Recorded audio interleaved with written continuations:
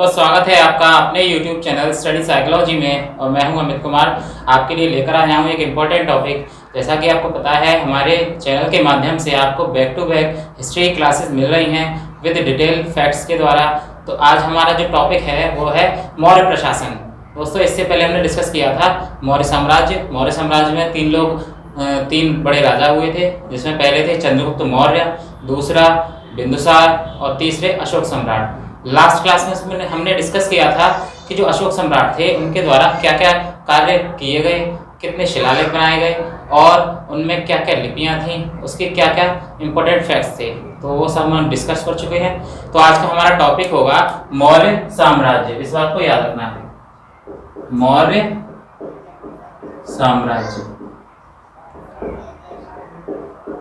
दोस्तों, किसी भी साम्राज्य को चलाने के लिए उसमें उसके प्रशासन के बारे में हमें ज़्यादा जानकारी होना महत्वपूर्ण है। यानी किसी भी प्रशासन के लिए हमें उसके द्वारा मंत्री वगैरह नियुक्त किए जाते हैं, तब जाके वो किसी राज्य के द्वारा वो संचालित होता है।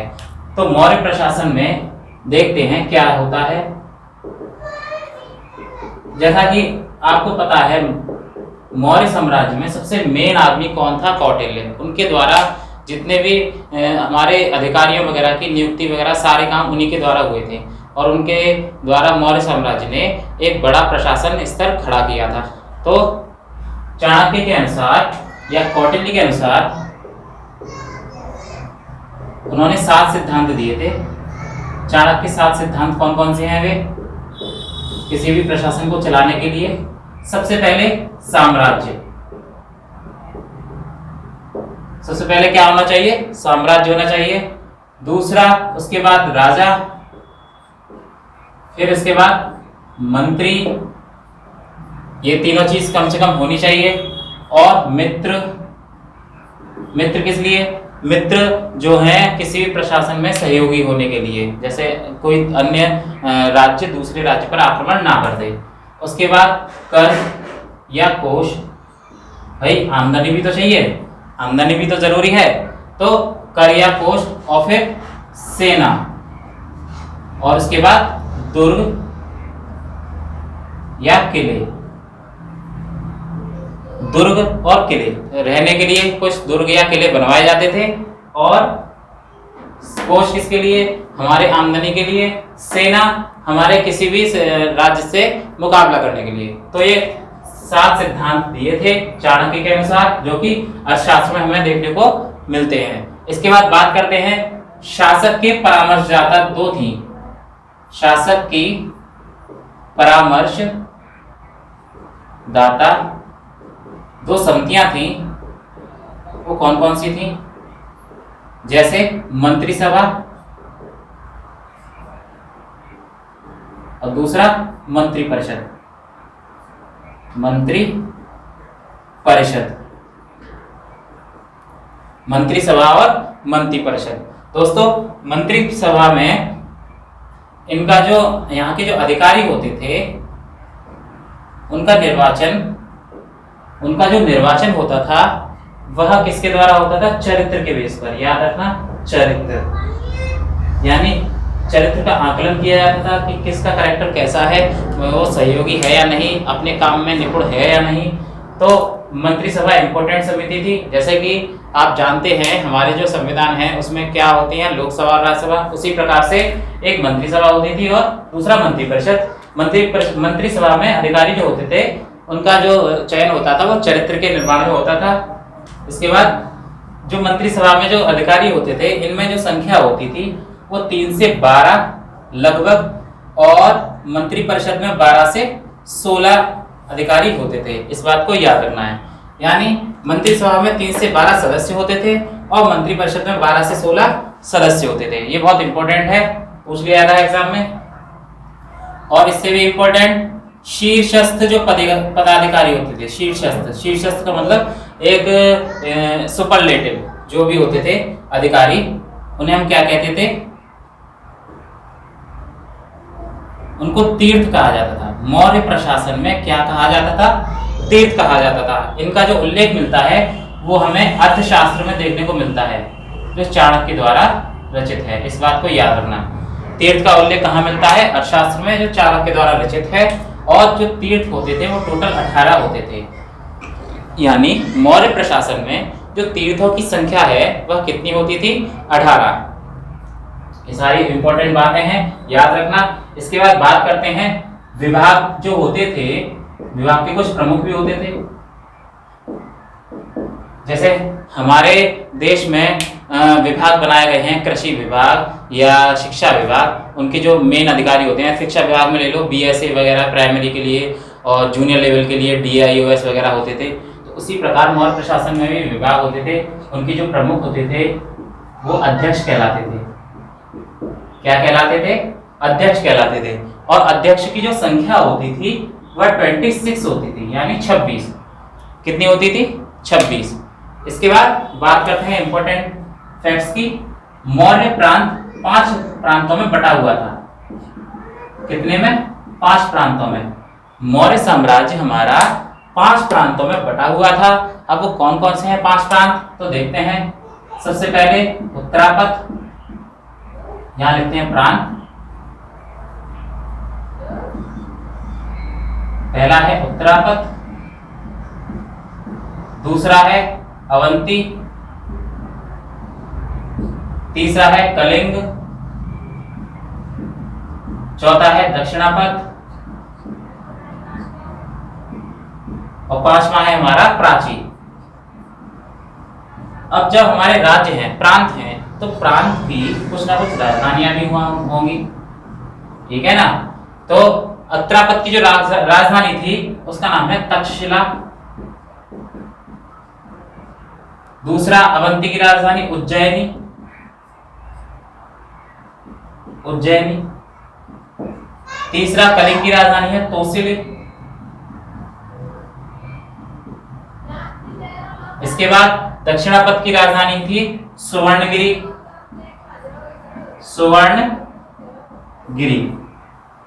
और अंतिम प्रांत प्राची की राजधानी पाटलिपुत्र। ये इंपॉर्टेंट प्रांत थे और उनकी राजधानियां थी। ये सारी बात आपको याद रखनी है। मौर्य प्रशासन में 5 प्रांत होते, टोटल प्रांतों की संख्या 5 होती थी। उसमें पहला था उत्तरापथ। उत्तरापथ की राजधानी तक्षशिला थी, अवंती की राजधानी उज्जैनी थी, कलिंग की राजधानी तोसली थी, दक्षिणापथ की राजधानी सुवर्णगिरी थी और प्राची की राजधानी पाटलिपुत्र थी। ये एग्जाम में पूछे जाते हैं किस प्रांत की राजधानी क्या थी मौर्य प्रशासन काल में। आगे इसके बाद बात करते हैं कुछ प्रादेशिक अधिकारी होते थे। अब मैं इसको रफ कर दे रहा हूं, आप चाहे तो इसका स्क्रीनशॉट भी ले सकते हैं। तो इसके बाद बात करते हैं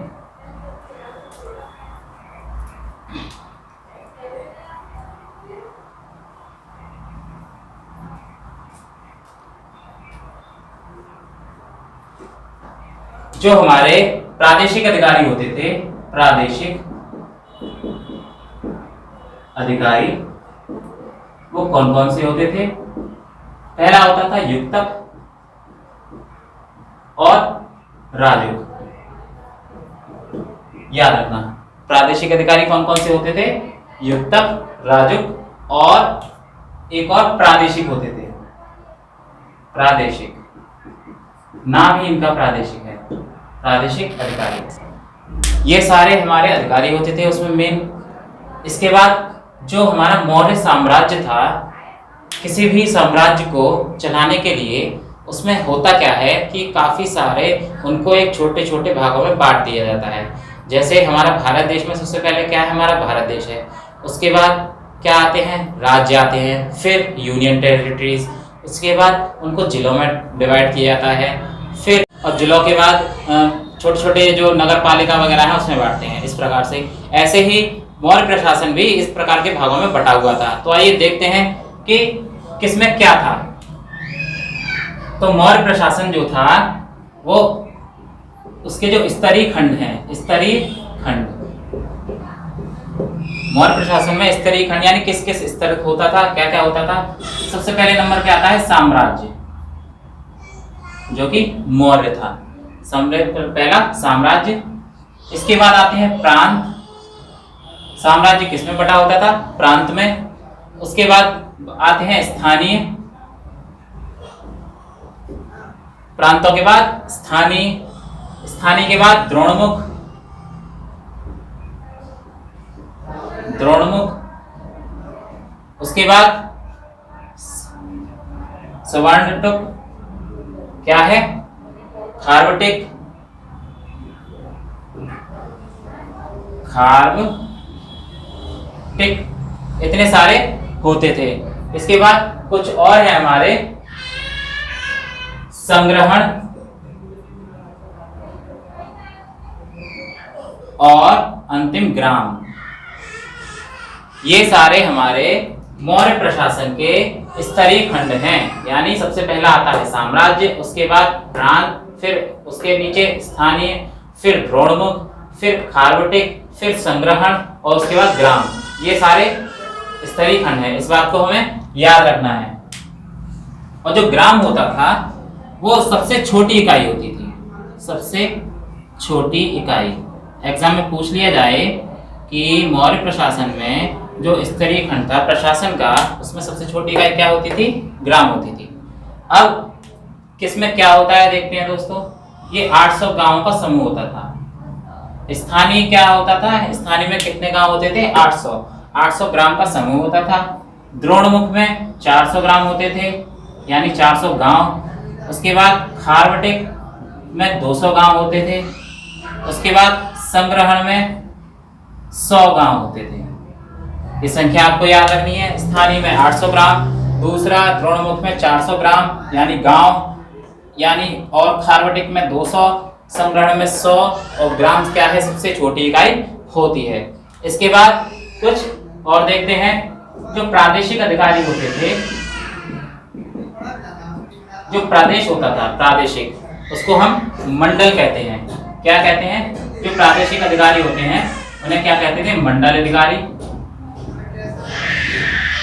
ये बात आपको याद रखनी है, ठीक है। फिर क्या कहते हैं, जो युक्तक होता था, अभी हमने बताया था युक्तक, युक्तक और राजक, युक्तक और राजक। युक्तक क्या कहलाता था, मंडल अधिकारी।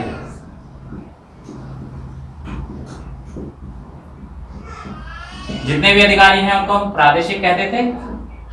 युक्तक क्या कहलाते थे, मंडल अधिकारी। इसके बाद राजक क्या कहते थे, राजस्व अधिकारी।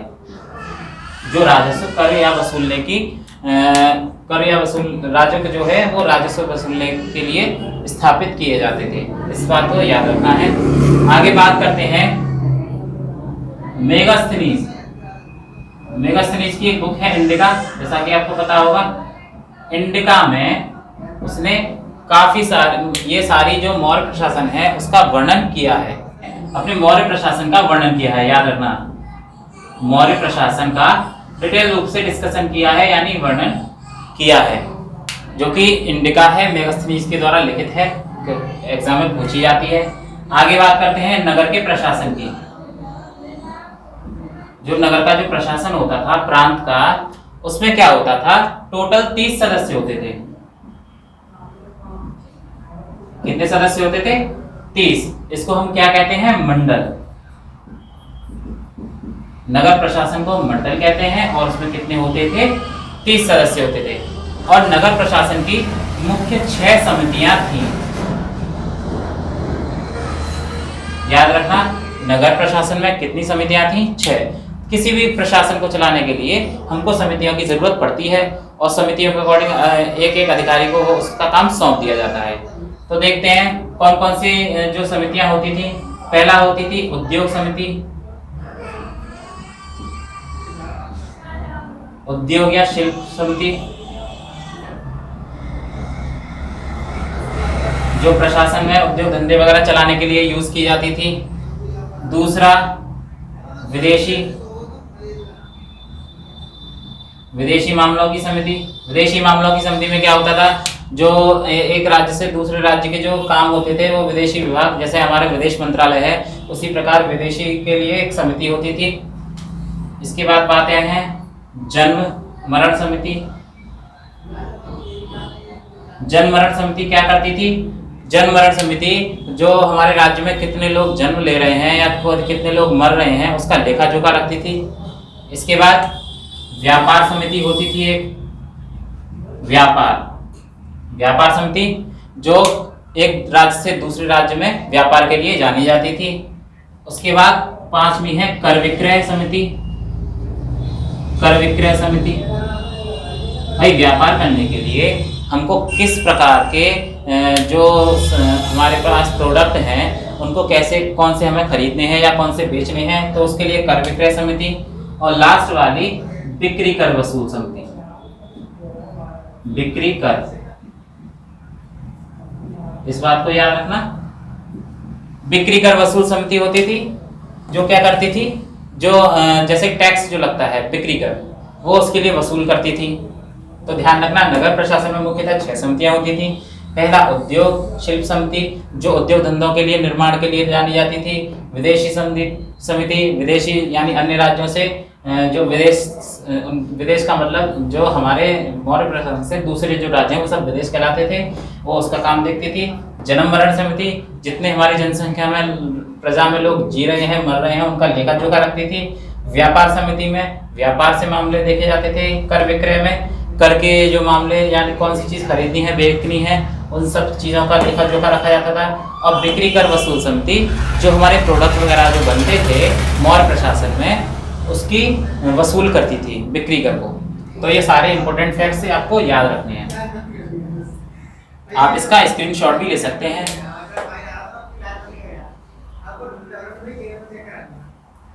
अब इसके बाद बात करते हैं और कुछ इंपॉर्टेंट फैक्ट्स की।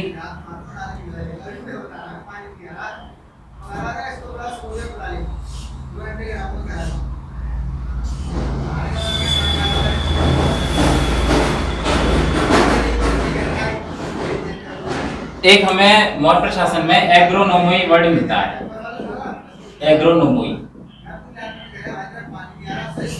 एग्रोनोमी वर्ड जो है वो क्या है, जो मार्ग निर्माण कराता था,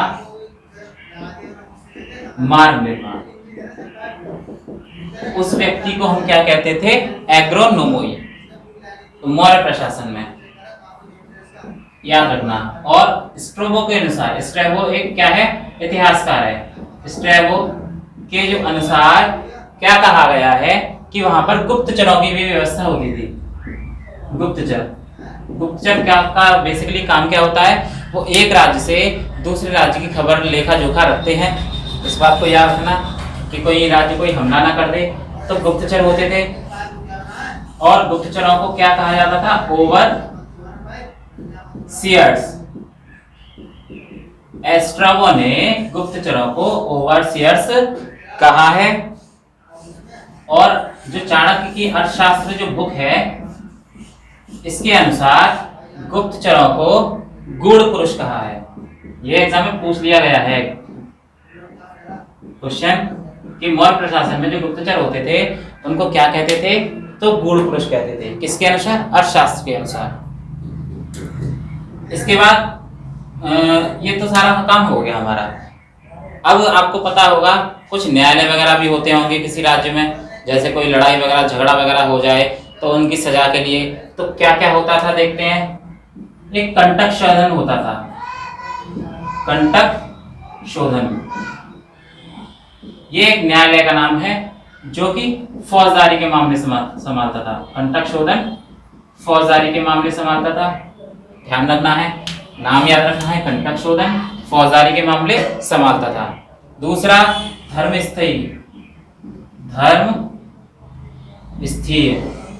धर्मस्थी मामले जो होते थे, धर्मस्थी जो न्यायालय होता था वो क्या करता था, दीवानी के मामले संभालता था। और ये दोनों किसके नाम है, न्यायालय हैं, याद रखना। ये दोनों क्या है, हमारे कोर्ट हैं, एक तरह से न्यायालय। तो मौर्य प्रशासन में 2 तरह के कोर्ट देखने को मिलते हैं, कंटक शोधन जो फौजदारी के मामले संभालते थे, दूसरा धर्मस्थी जो दीवानी के मामले संभालते थे। ध्यान रखना। और जो हमारा न्यायाधीश होता था, न्यायाधीश, उसको नगर व्यावहारिक न्यायाधीश को क्या कहते थे? नगर व्यावहारिक। इस बात को भी याद रखना है। इसके बाद बात करते हैं मौर्य प्रशासन का राजकीय साधन क्या था, यानी आय का साधन। आय का साधन। किसी प्रशासन को चलाने के लिए एक आय भी होना जरूरी है दोस्तों, तभी तो कोई प्रशासन चलेगा। तो जो आय का जो साधन था वो था राजस्व कर। क्या था? राजस्व कर। और राजस्व कर में क्या? भू राजस्व। भू राजस्व। और भू राजस्व क्या होता है? जैसे किसान वगैरह खेती करते थे तो उनकी कुछ उपज का कुछ हिस्सा मौर्य प्रशासन को और जाता था, तो उसे हम भू राजस्व कहते हैं। अब क्या क्या होता था देखते हैं कि उपज का 1/6 भाग, उपज का 1/, ध्यान रखना, प्रशासन को उपज का 1/6 भाग ज्यादा था। एक और कर होता था, और भूमि कर को हम क्या कहते हैं? भाग कहते हैं। ये बात याद रखना, भूमि कर क्या कहलाता था? भाग कहलाता था। एग्जाम में पूछ लिया जाता है मौर्य साम्राज्य में भूमि कर को क्या कहते थे? तो भाग कहते थे।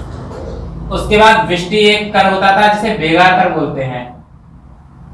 विष्टि कौन सा कर? बेगार कर। बेगार कर होता था, यह भी इंपॉर्टेंट है। इसके बाद जो बलि कर होता था, बलि देना पशुओं की, वो एक धार्मिक कर था। धार्मिक कर, इस बात को भी याद रखना है। अब बात करते हैं कि व्यापार की जो देखरेख करता था, व्यापार की देखरेख करने के लिए भी तो कोई अधिकारी चाहिए। तो व्यापार की जो देखरेख करता था उसको कहते थे हम पण्याध्यक्ष। क्या कहते थे? पण्याध्यक्ष। इस बात को याद रखना, व्यापार की देखरेख करने वाला अधिकारी पण्याध्यक्ष होता था।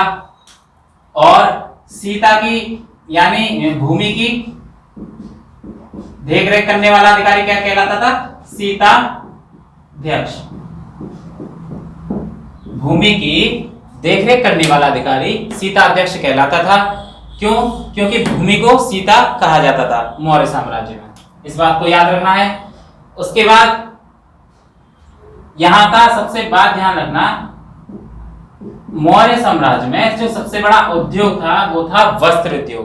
आगे बात करते हैं, यहां पर कुछ राजकीय टकसाल भी मिलती हैं।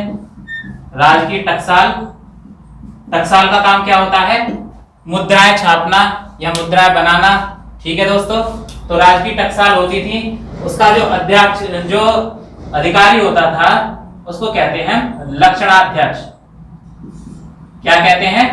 लक्षणाध्यक्ष। राजकीय टकसाल का अधिकारी लक्षणाध्यक्ष कहलाता था। उसके बाद और मुद्राओं का जो परीक्षक होता था,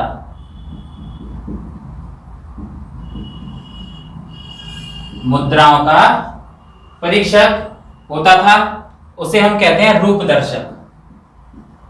यानी वह व्यक्ति जो मुद्राओं का परीक्षण करता था उनको हम रूपदर्शक कहते हैं मौर्य साम्राज्य में। इस बात को भी याद रखना है।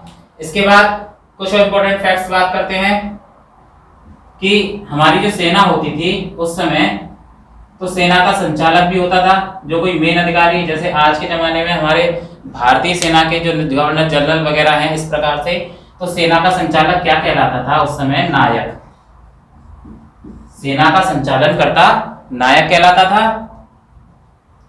और एक अंतपाल होता था अधिकारी, यानी दुर्गों का निर्माण करने वाला जो अध्यक्ष था। दुर्ग मतलब किले वगैरह जो बनाता था, उसका जो अध्यक्ष होता था उसको हम कहते हैं अंतपाल। ये बात भी याद रखनी है। मुद्राओं का परीक्षक रूपदर्शक कहलाता था। राजकीय टकसाल का अधिकारी लक्षणाध्यक्ष कहलाता था। सेना का संचालक नायक कहलाता था। और दुर्गों का अध्यक्ष कहलाता था अंतपाल। तो ये सारी इंपॉर्टेंट बातें आपको याद रखनी है। मैं इसको रफ कर रहा हूं।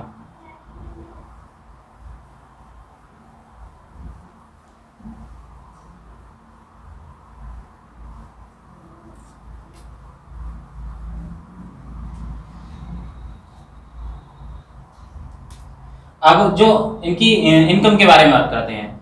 जो सबसे बड़ा अधिकारी होता था, सर्वोच्च अधिकारी, उसको 48,000 क्या मिलते थे? पण मिलते थे। यानी उस समय मुद्रा क्या थी? पण थी, और 48,000 मिलते थे। और सबसे कम मिलते थे, सबसे जो नीचे वाला अधिकारी होता था, सबसे कनिष्ठ, उसको 60 पण मिलते थे। यानी सबसे बड़ा अधिकारी को 48,000 पण, सबसे छोटे वाले अधिकारी को 60 पण मिलते थे। इसके बाद यहां पर वैश्यावृत्ति भी प्रचलित थी। दोस्तों यह कुप्रथा काफी समय से चली आ रही है, राजा महाराजाओं के जमाने से।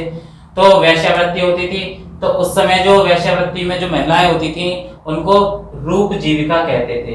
रूप जीविका, याद रखना, रूप जीविका कहलाती थी।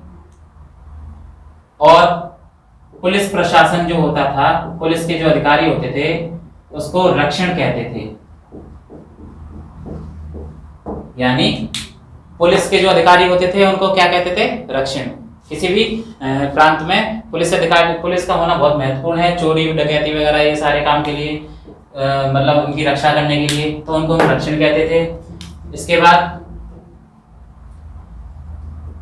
जो मौर्य साम्राज्य था वो चारों ओर लकड़ी के दुर्ग से घिरा हुआ था। ये बात ध्यान रखना, लकड़ी के दुर्ग होते थे।